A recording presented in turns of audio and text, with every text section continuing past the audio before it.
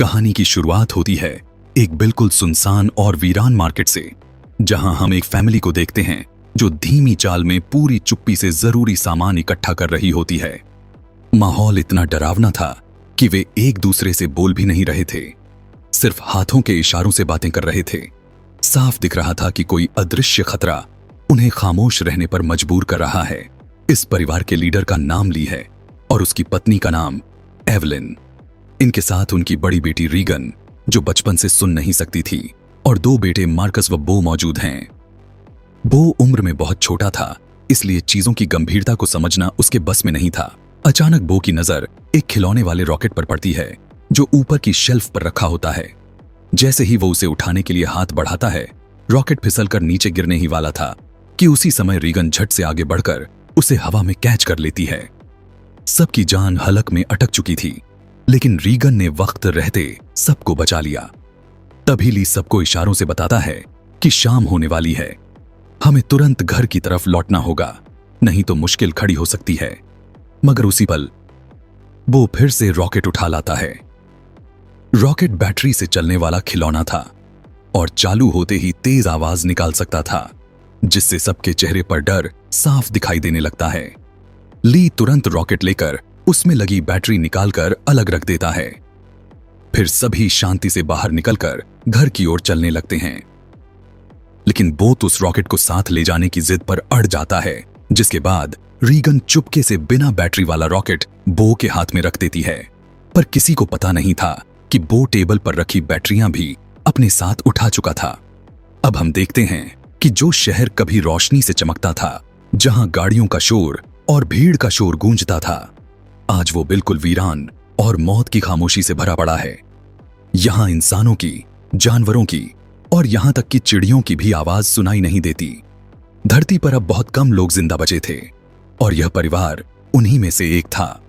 घर तक जाने वाले रास्ते पर उन्होंने मिट्टी और रेत बिछाई हुई थी और सब लोग नंगे पांव चल रहे थे ताकि कदमों की चरमराहट भी ना हो।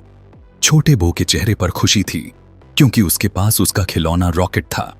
तभी अचानक बो रॉकेट में बैटरी लगा देता है और खिलौना तेज आवाज में बजने लगता है। रीगन सुन नहीं सकती थी, इसलिए उसे कुछ पता नहीं चला। लेकिन ली और एवलिन ने जैसे ही आवाज सुनी, उनके चेहरे का रंग उड़ गया। अचानक घने जंगलों की तरफ से बिजली की स्पीड से भागता एक भयानक दैत्याकार मॉन्स्टर बो की तरफ दौड़ता हुआ आया। ली पूरी ताकत से दौड़कर बो तक पहुंचने की कोशिश करता है, लेकिन बहुत देर हो चुकी थी। मॉन्स्टर बो को झटके में उठा ले जाता है और गायब हो जाता है। यहीं से हमें 1 साल बाद का समय दिखाया जाता है। ली और उसका परिवार अब इस डरावनी दुनिया में जीने का तरीका सीख चुका था। घर में उसने एक रिसर्च रूम बना रखा था, जहां वह उन राक्षसों के बारे में अध्ययन करता था।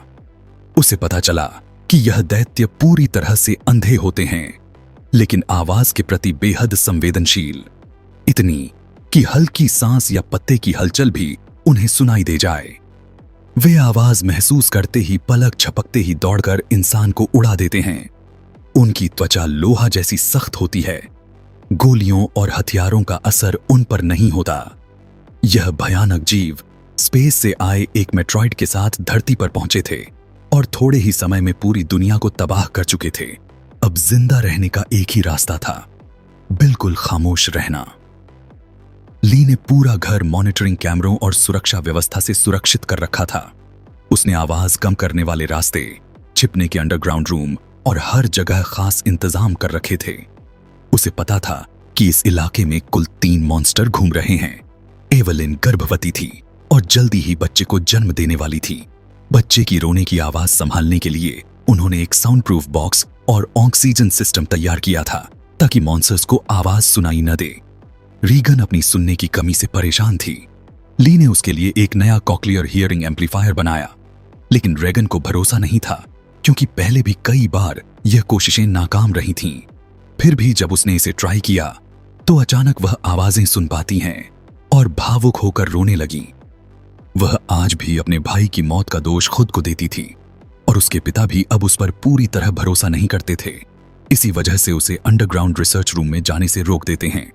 भी रीगन की हियरिंग मशीन से अचानक एक काट देने वाली, चुभने जैसी तेज ध्वनि निकलने लगी। उस आवाज ने पास खड़े उस भयानक जीव को ऐसे झकझोर दिया जैसे किसी तेज ड्रिल ने स्टील को छेद दिया हो। राक्षस पागलों की तरह तड़पने लगा।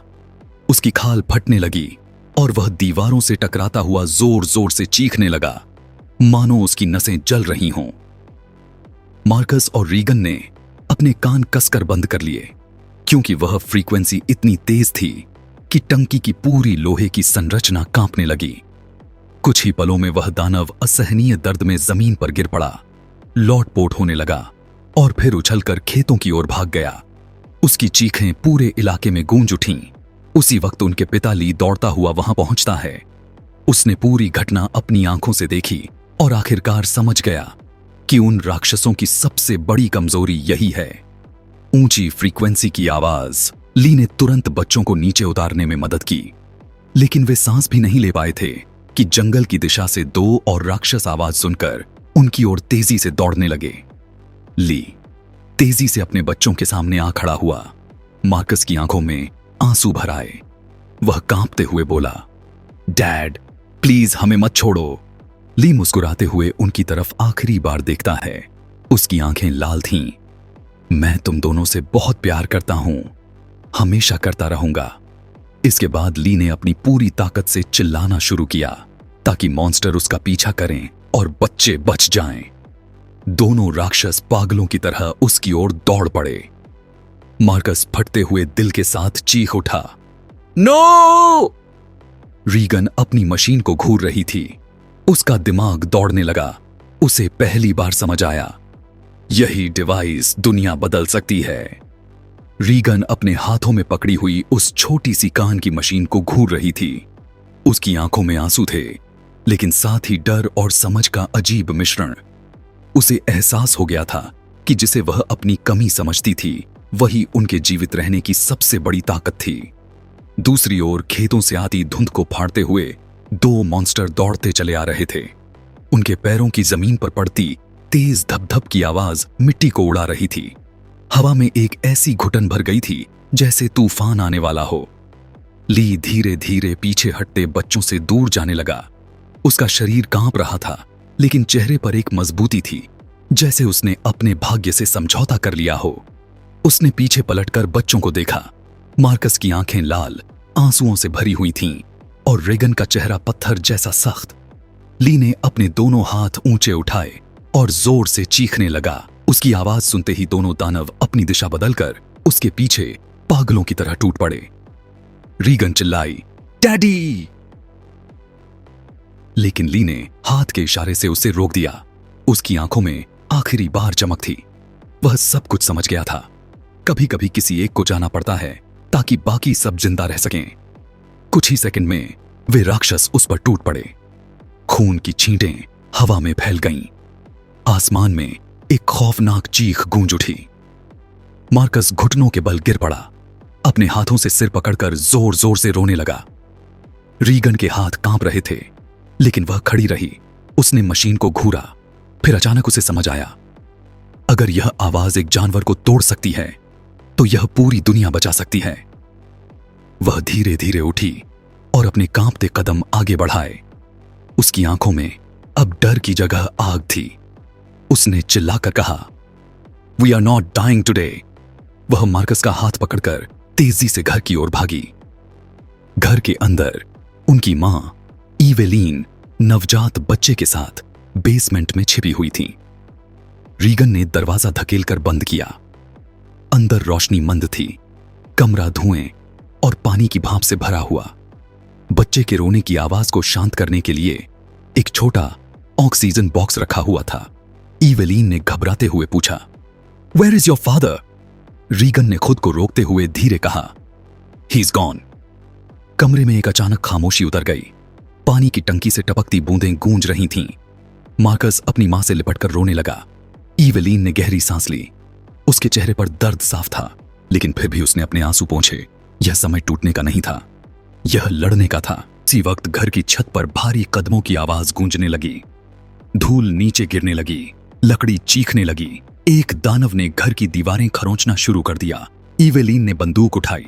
रीगन ने मशीन को माइक्रोफोन के सामने रखा और ऑडियो एम्पलीफायर ऑन कर दिया। तेज चुभने वाली ध्वनि पूरे बेसमेंट में फैल गई। जैसे ही मॉन्स्टर कमरे में घुसा, उसकी खाल टूटने लगी, सिर फटने लगा। वह चौंधिया गया जैसे जलते लोहे पर गिरा हो। रीगन चिल्लाई, नाउ मॉम, शूट! इवेलीन ने ट्रिगर दबाया। धड़ाम! गोली सीधे उस दानव के खुले, फटे हुए सिर में जा लगी। वह जमीन पर गिर गया, खून में लथपथ, पूरी तरह निष्क्रिय। सभी ने एक दूसरे की ओर देखा। उन्हें समझ आ गया था कि युद्ध अभी शुरू हुआ है। बेसमेंट में रखे पुराने रेडियो सिस्टम से कई मील दूर से आवाजें सुनाई दे रही थीं। लोग मदद मांग रहे थे। हर तरफ चीखें, भगदड़, विनाश। रीगन धीरे से मुस्कुराई। उसने मशीन को कसकर पकड़ा और कहा, अब हम भागेंगे नहीं, अब हम लड़ेंगे। कैमरा दूर खींचता है। इवेलीन शॉटगन लोड कर रही है। रीगन उपकरण को हथियार में बदल रही है। मार्कस राइफल पकड़ रहा है और बच्चे के रोने की आवाज धीमे धीमे दृढ़ता में बदलती है। Fade out. युद्ध की शुरुआत। बेसमेंट में एक गहरी खामोशी फैल चुकी थी। सिर्फ पानी की बूंदों के टपकने की आवाज और दूर कहीं से आती टूटी फूटी चीखें सुनाई दे रही थीं। कमरे की हवा भारी हो चुकी थी, खून, धुएं और डर की गंध से भरी हुई। रीगन ने धीरे धीरे अपनी मशीन को उठाया, जिस पर अभी भी खून लगा हुआ था। उसने उसे साफ किया, ऐसे जैसे वह कोई पवित्र चीज हो। उसके चेहरे पर अब डर की जगह दृढ़ता थी। वह जान चुकी थी, यह डिवाइस सिर्फ बचाव नहीं, लड़ाई का हथियार है। इवेलीन ने नवजात बच्चे को सुरक्षित बॉक्स में रखा और रीगन के कंधे पर हाथ रखा। Your father believed in you, don't let that faith die. Regan की आंखों में आंसू चमक उठे, लेकिन उसने सिर झुकाकर कहा, आई वोंट। अचानक घर के बाहर से एक और भारी धमाका हुआ। कांच के टूटने की आवाज, लकड़ी के चटकने की और जमीन के हिलने जैसी कंपन महसूस हुई। मार्कस घबरा गया। They're coming back, more of them. इवेलीन ने बंदूक दोबारा लोड की और बोली, We don't hide anymore. We fight smart. Regan ने अपने उपकरण को बेसमेंट के पुराने रेडियो सिस्टम से जोड़ा। उसने माइक्रोफोन को हाई गेन मोड पर सेट किया। स्पीकरों से एक तीखी चीखती ध्वनि गूंजने लगी, इतनी शक्तिशाली कि कमरे की बल्ब झटके से झिलमिलाने लगे। कुछ ही सेकंड में सीढ़ियों पर धड़ाम धड़ाम धड़ाम की आवाज गूंजने लगी। धूल नीचे गिरने लगी, जैसे छत टूटने वाली हो। एक मॉन्स्टर ने अपना विशाल पंजा दरवाजे के बीच घोंप दिया। लकड़ी फट गई। उसकी सांसें इतनी भारी थीं, जैसे कोई इंजन चालू हो। इवेलीन ने इशारा किया, रेडी। दरवाजा टूटकर गिरा। एक डरावना, दांतेदार जबड़ों वाला राक्षस बेसमेंट में घुसा। लेकिन जैसे ही उसकी खोपड़ी पर हाई फ्रीक्वेंसी ध्वनि पड़ी, वह पागलों की तरह मरोड़ने लगा। उसकी खाल अलग होने लगी, हड्डियां दिखाई देने लगीं। उसकी चीख इतनी भयानक थी कि दीवारें कांप गईं। रीगन ने मशीन की फ्रीक्वेंसी और बढ़ाई। अब आवाज इतनी घुसपैठ वाली थी कि मॉन्स्टर जमीन पर गिरकर छटपटाने लगा। इवेलीन चिल्लाई, शूट व्हेन इट ओपन्स। जानवर ने दर्द में अपना सिर पूरी तरह फैलाया। इवेलीन ने ट्रिगर दबाया। धड़ाम! गोली सीधे उसके दिमाग में जाकर धंस गई। वह वहीं ढेर हो गया। लेकिन यह खत्म नहीं था। बाहर से कई और राक्षसों की चीखें सुनाई दे रही थीं। लगता था पूरा इलाका टूटकर उनकी ओर दौड़ रहा है। रीगन ने अपनी मशीन के तार कसकर पकड़े और मां की आंखों में देखा। We have to take this sound to the radio station. We can broadcast this signal to the world. इवेलीन हैरान हुई। That could save thousands. Regan ने दृढ़ आवाज में कहा, Or wipe us all out trying. Marcus ने डरते हुए पूछा, But how will we reach the station? They're everywhere. इवेलीन ने गहरी सांस ली। We'll move underground, through the old tunnels. जैसे ही वह बोली, घर की छत फिर जोर से कांपी। दीवारें टूटने लगीं।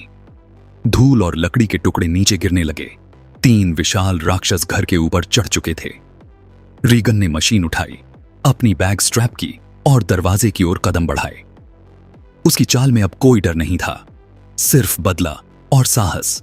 इवेलीन ने चाइल्ड बॉक्स उठाया, मार्कस ने राइफल पकड़ ली और तीनों दरवाजे के पास खड़े हो गए।